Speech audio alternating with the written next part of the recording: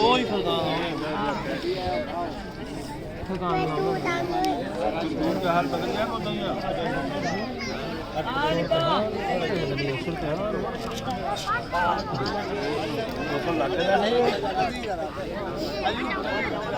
फर्क नहीं जाएगा असल में हो जाएगा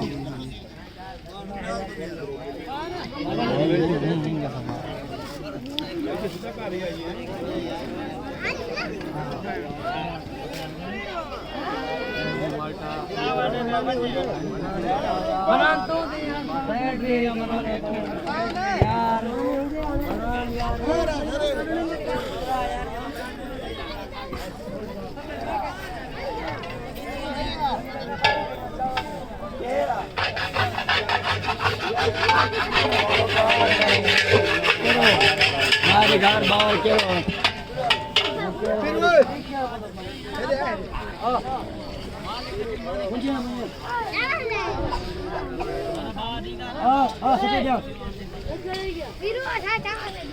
हौसलो जो यार हमको घर जब बताओ फरो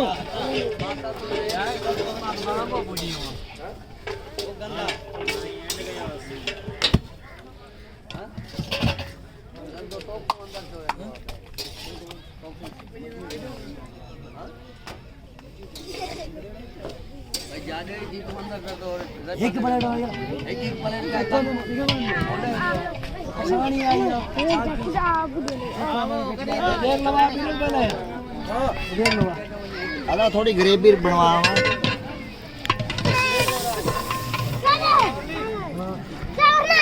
एरू करे हो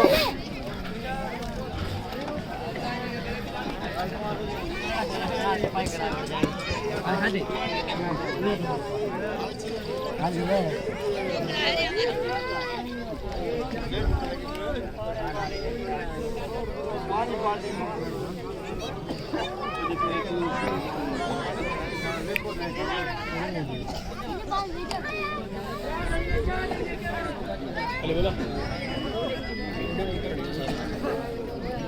अच्छा